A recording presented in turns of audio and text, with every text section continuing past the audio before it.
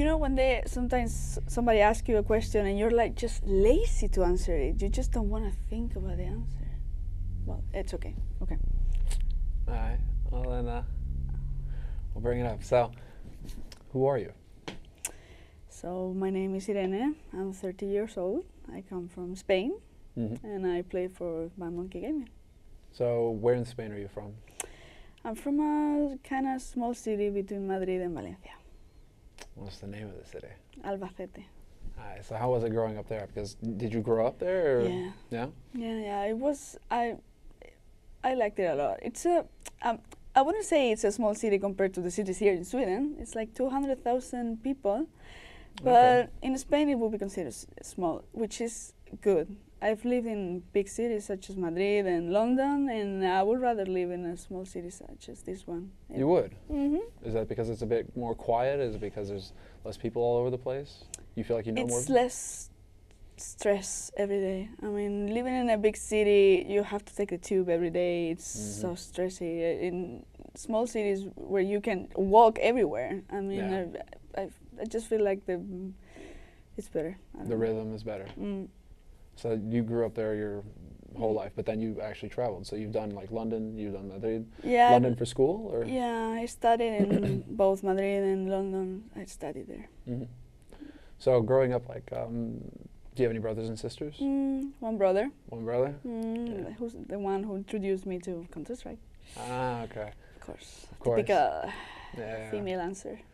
I guess, you can go that way. I can't remember. I don't think it was my brother who introduced me to Counter-Strike. No, you're not a female. Still. You don't have to answer that. So, yeah, so then basically, when did you get into gaming then in that case? Were you did you do a lot of things in school? That's the thing, did you do a lot of competitive things in school? Like, did you play sports? Yeah, actually I played tennis before playing Counter-Strike, like competitions and stuff. I stopped playing them. I mean, I got into university and then it's too old. At that stage, you either decide to be a professional in tennis and then you dedicate your life to that, or you study. And I chose to study, and then I got into Counter-Strike. While you were studying? Oh, a lot of things. So I'm a nurse. After that, I didn't like it. So I kept on studying. I studied biochemistry. And then I did a master's degree on biomedical research, and last year another master's on forensic science. So you're still in school now? I finished like 3 weeks ago. No way. Well, yes. Congratulations on that already. Thank you. But now, is there going to be more school, or is no, that, are you no, done? no, no. You're done, you're done. No, yeah, definitely. I'm so tired of it. Yeah? Because sometimes, that's the thing as well. Sometimes it's like if people keep going back to school, it's because they don't really know what they want to do when they come out of it, right? So they just kind of go back to school and then, just stay there. So do you feel like, okay, you've got something in mind as to what you want to do? I don't know how to answer that question. I mean, I've studied a lot. I could do many things. At this point, because I finished just 3 weeks ago, I just don't know exactly what I want, but yeah, something related to what I've been studying for the past 12 years. Yeah, just about right. Yeah, so that's the thing, right? Yeah. So that's the thing then. You started playing CS then in college? I mean, I don't know, at some point in that 12 years? Yeah, as soon as I started college. 2004 was my first ESWC. Was your first ESWC? So how long were you playing competitive before your ESWC? Did you jump into it, just jump straight into ESWC? I was just playing, hard to remember. I was just playing with friends. I wouldn't say competitively. Yeah, it works. Yeah, but yeah, I would say maybe 1 year playing with friends, just gathers and stuff. But my first LAN tournament was 2004. Was the ESWC there? Did you win? No, I didn't go out of the group stage. You didn't go out of the group stage? No, my first ESWC, no. So it wasn't just like that straight rocket? It was horrible. But then the next year I got third. Next year you got third. And have you just been playing competitive since then? You haven't let up? There haven't been any breaks? No, not at all. No? No. And so when CSGO came out, was there a break there, or did you decide to switch over early into CSGO, or did you fight it? As soon as the SWC announced they were doing a CSGO tournament, I changed into CSGO. Oh yeah. So I stopped playing. Well, I stopped. It was during the summer, so I remember being June and still playing 1.6, and then during that summer I didn't play at all. Then September ESWC announced the tournament, and I bought the game. You bought the game? Yeah, the same day. So do you like? What do you feel about CS:GO then? Like, do you like now after 2 years? You know, like, do you feel like this is? In the beginning, I hated it so much. Like everybody, almost. Now I don't know if it's because I got used to it or because they've changed it so much. But I still don't feel as secure or confident about myself in CS:GO as I was 1.6, but I kind of like it. Yeah, it's grown on you? A little bit. A little bit. You can admit it, right? Yeah. Everybody's playing it now. You know? Yeah. I mean, I have no other choice. Do you feel like do you ever crack open like 1.6? You kind of like go and play it? Like Sonia says, like, oh, sometimes I'll go. And then... It's getting better. I'm getting to that point soon. So how do you feel, like, okay, already, you know, like there's so much to ask. Like, how do you feel so far about like how it's gone with BMG? Because you've dominated for the past year. Like, yeah, it's kind of surprising, to be honest, because last ESWC I was playing with SAS and we lost to them. To them, yeah. And then we made a change. We get together, and I mean, I knew we were gonna be a strong team, but I mean, Copenhagen Games and Game Gun, we've won like so.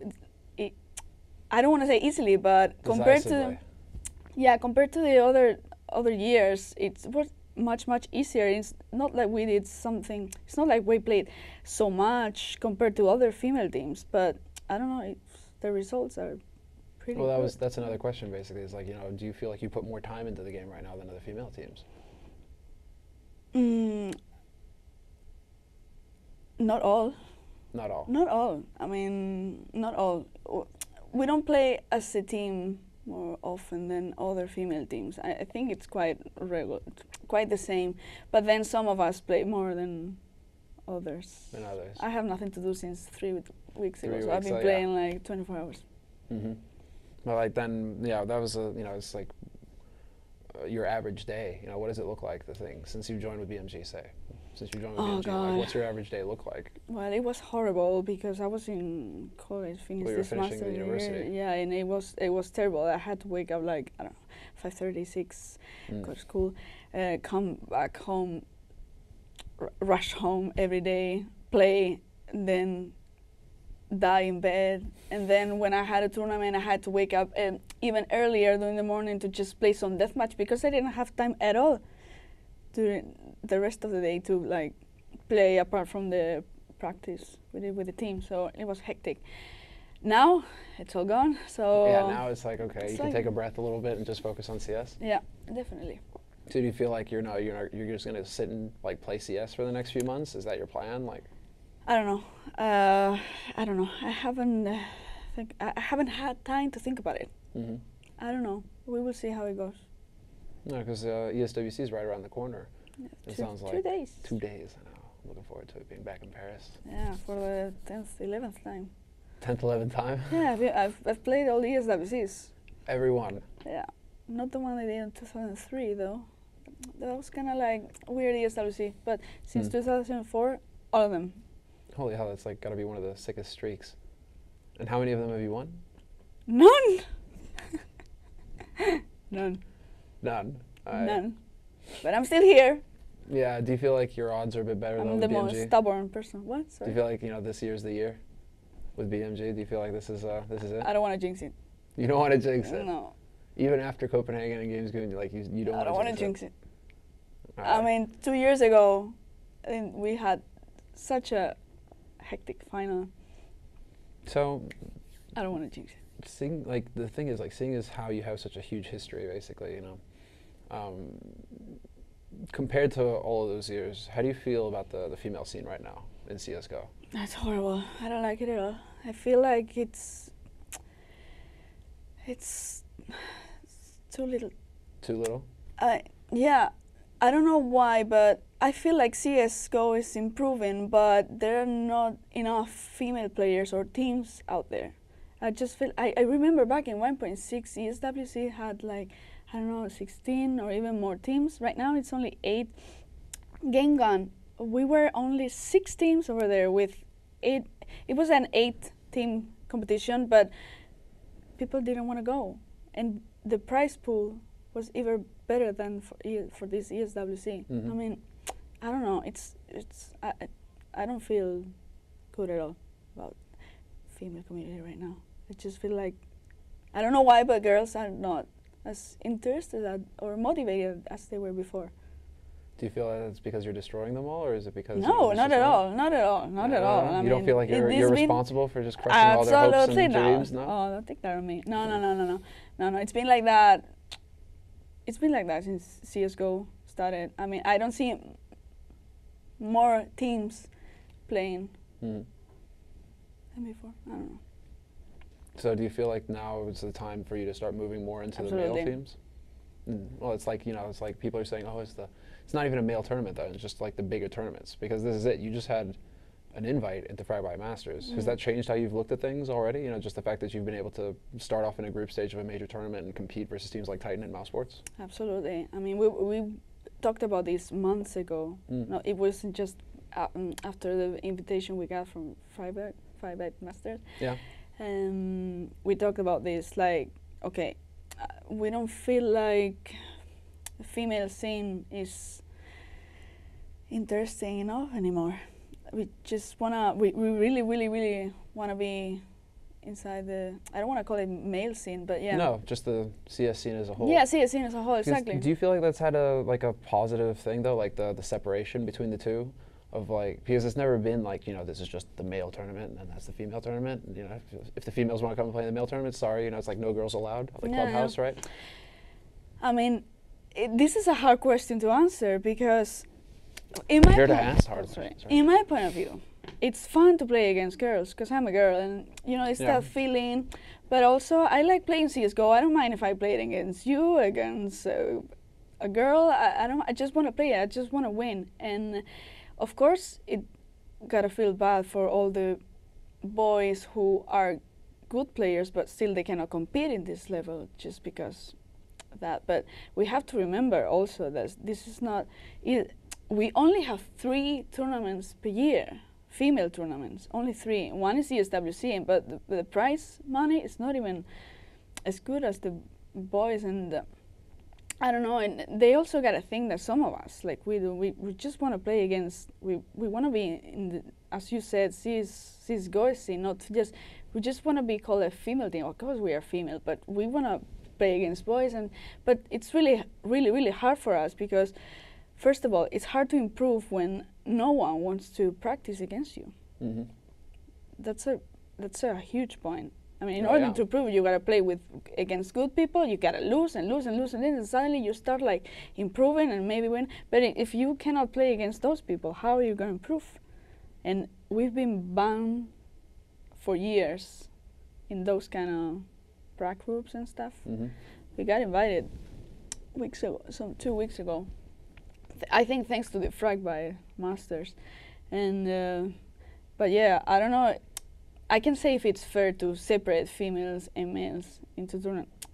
Maybe it's not fair, but we didn't do. We are not doing those tournaments. It's just the sponsors and the organization. But that's the thing. Do you feel like that's the way that sponsors are approaching this? Like, oh, it's just girl tournament. Okay, well, we'll just do a girl thing, right? And the way that they approach it isn't the way that they approach the main tournament, where it's you've got the money, it's the best teams in the world. Do you feel like the girl thing right now, in CSGO at least, is kind of gone towards a sideshow, where it's just like a marketing opportunity? Yeah, definitely. It's been always like that. I think that's the whole point of it. I mean, why would you do, if you have a CSGO tournament, why would you do a female one at the same time? It's just marketing and getting attention. I mean, it's cool to see girls playing shooting games. Yeah. Yeah, that's the only point, I guess. So do you see yourself, like past ESWC, do you see yourself even participating in these girl tournaments? Sorry? Do you see yourself participating? Like, are you going to, now that you've played in like Fragbite, and now, for example, that you've got access to a prac group, right, to play versus the top tier, do you feel like in the future like 2015? Because I asked this of Zaz, you know, like what are your plans for 2015? Yeah. But do you feel like you're going to just boycott the female like tournaments No, and just no, like no, no. go straight to the main tournaments, or are you still going to participate in the female tournaments? We're not stupid. I mean, one thing is that, of course, wasn't implying that. No. But I know. I've been asked many times this because of my point of view, and of course we are gonna play all the female tournaments over there because first of all, it's money. Secondly, we have so much fun playing against girls. It's just like this. I don't know how to say it, but it's pride. It's not pride, but it's interesting. I don't know, because we know each other. We are a small community. It's not like we want to boycott them or anything. No, we are part of it, but we also want to be part of the CS:GO scene. Not just we don't want to be separated. But of course, if an organizer wants to do a female tournament and with money, we're gonna be there. There's no point in it otherwise. But we can play everything. So that's another thing that I want to get out as essentially is, you know, going forward, do you see yourselves participating in more of the open qualifiers? For Yeah, example, the absolutely. online qualifiers that Absolutely, we are gonna try to play as much as we could. So that's the thing. Like that to us is really interesting as well. Like to us, but like we talked a lot about it, right? When Anders, you know, when we were casting those matches, you know, it seems like really. From the first map to the second time, already you were starting to really adjust your play. It seemed like you were taking notes and you were actually starting to change up the way you were playing, and Titan had to work a bit harder. And then Mirage came around, and that was actually really interesting because all of a sudden, you could see some improvement, like definite improvement. So do you, like coming out of Fragbite already, you know, do you feel better about like how things are looking out? Do you feel a bit more motivated? Actually, we feel a little bit like that because, as you said, the first match was like so hard for us. Yeah, the first match was. Was that nerves? Was that what happened in that first match when you were playing versus Titan? Because already you must be thinking like, okay, this is actually one of the best. First of all, they're better. Okay, so you know you're gonna lose. You don't want to think like that, but you just want to do your best. I mean, but what happened? I mean, we're not used to playing against that kind of players, that kind of team. We're just not used to it, and we feel really good about what you just said. We just feel the same. We did more rounds in the second match, in the second map, because we tried to like. Well, you were leaving Julie lurking right outside of Longhouse, for example, right? Oh God, you know, yeah, things like that. Things like that. Those weren't like our, let's say, tactics, but we changed them in the just for that map because we were feeling like, okay, we need a change right here, and those kind of stuff. That's what makes teams good.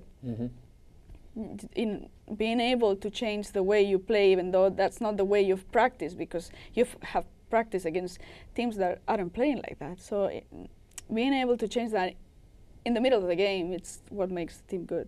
So we were kind of happy that we could do it just a little bit.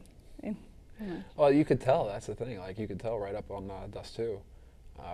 Like, for example, like leaving Julie lurking, stuff like that, because you know they're going to push up mid and stuff. You know, all of a sudden it gets like a whole lot more interesting because it's just like, okay. Like it feels like there's like huge potential there, but now that you actually have access to prac versus these teams, that's the thing. Yeah. Like, where do we go from here?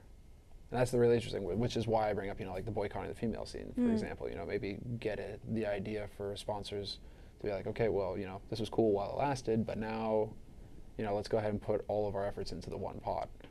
But at the same time, that's maybe not the right way. If you say, you know, it's still our opportunity to get to play versus, you know, our compatriots. Yeah, that's it. That's perfect. Perfect speech. Yeah, right. Speech more. No, sorry, I didn't mean it that way. No, it's you're right. Well, that's you know, that's what it kind of boils down to now. I mean, 2015. That's what's the next step for 2015? Because now you have the time. Do you feel like the rest of the girls is it going to become something that you like regiment that you're really going to try and take a crack at? Yes, definitely. I think after ESWC, because right now we just wanted to focus on ESWC. After ESWC, we're going to sit down and then we're going to, like, as you said, do a plan. Because our main goal right now is to get into the CSGO scene, CSGO scene, and see what's the best way of doing it. Now we have more resources than before. We can practice against boys. I don't know, we've already played our first big tournament. We know how it is. It's just, when you play something for the first time, it's always like you don't know what to expect. But after playing it, even though you lost so bad and stuff, but you know what it is. It's like when you take an exam, you're so nervous. After taking it, if you gotta do it again, you are less nervous because you know what to expect. Mm-hmm. And this was the first time ever we've played Titan or Mouse Sports. We played against pro teams, and we don't know what to expect. And we are happy to know what to expect now. Well, another angle is, do you feel like now you're a bit of an example for all the other girl teams out there?